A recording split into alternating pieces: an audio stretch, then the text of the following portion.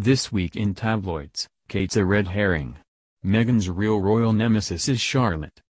Welcome to Midweek Madness, Jezebel's weekly tabloid roundup that I'm gonna hijack for just a second to say bye.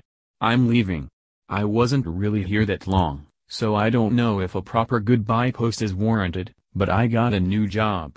I'll still be a contributor here but just not nearly as regularly, so I guess this is it for a while. Thanks for reading.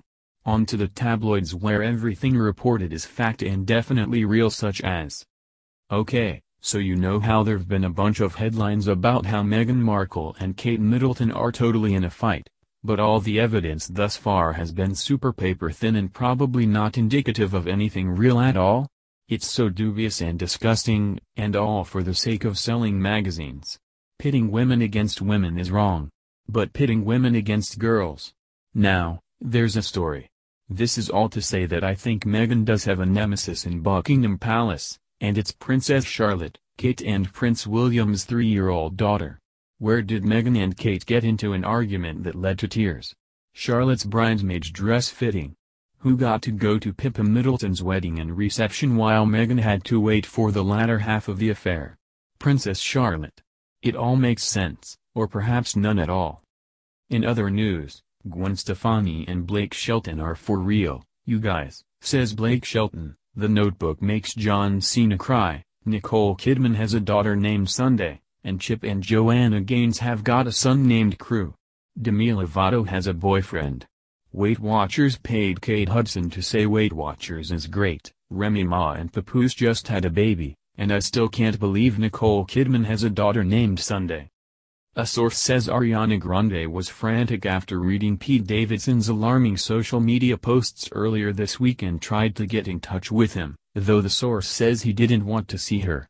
Cardi B's not as mad at Offset for interrupting her Rolling Loud headlining set as we are, but she's still not getting back together with him.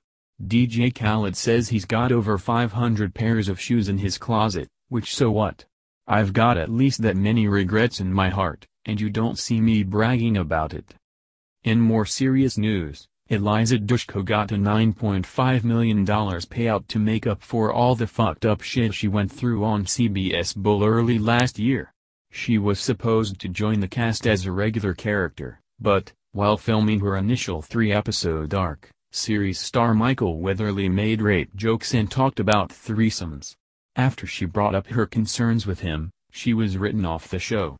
The settlement, People says, is supposed to make up for what Dushku would have made had she not been written off. Also, Lee Garlington, an 81-year-old retired investment banker, recalls his 3-year relationship with Rock Hudson, the Hollywood heartthrob who lent a familiar face to the HIV/AIDS epidemic following his death in 1985. Being authentically who he was would have shattered his career, says Garlington, referring to the fact that Hudson was not publicly out at the height of his career. I wish he had been born 30 or 40 years later. He'd be elated about how much has changed. Issa Rae wore it better. So did Dua Lipa and Jasmine Tookes. An ex once gave January Jones a necklace made from her dog's baby teeth, which is a hell sentence. Jennifer Lopez and Vanessa Hudgens are friends. Portia de Rossi didn't want wife Ellen DeGeneres to re-up her talk show contract, but she did anyway, and Florence Welch joked that her band's tour should be called Nightgowns and Spiritual Confusion, which is probably funny to someone, somewhere. Speaking of Florence Welch, I'm like 99% sure I spotted her at McNally Jackson a couple weeks ago. She was on the bottom floor among the famous people biographies, staring longingly at the famous people faces before her. Infer from that what you will. The royal family has a fun, i.e., Fuyuya Uktu Up, holiday tradition where they weigh in before and after Christmas lunch. No wonder Princess Diana, who later said she suffered from rampant bulimia while married to Prince Charles, wanted out of the goddamn family. Tessa Thompson wore a fucking braid, as did Amber Heard, while Nicole Richie's having a cool mom crisis. The kids would say, "I'm the stricter parent," she says. I'm like, guys, you don't know. I'm fun. Me reaching over a game of poker to put coasters under everyone's beer. Nicki Minaj doesn't care if you don't like new boyfriend Kenneth Petty, who was convicted of rape and later served time for manslaughter, saying, "Y'all can't run my life.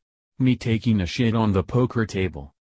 Dancing with the Stars is going from 1 million seasons a year to only one, and Jennifer Lawrence refutes what Harvey Weinstein reportedly said about them having had a sexual relationship.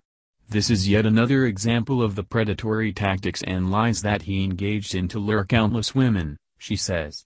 And last but not least but definitely most who the fuck, Katie Edwards, Julie Andrews' step-granddaughter, says she and Dax Shepard fucked and made out 9 years ago when he was already with Kristen Bell, but he says they fucked and made out 13 years ago, which was before he was with Kristen Bell. Seems ultimately fine, so who cares?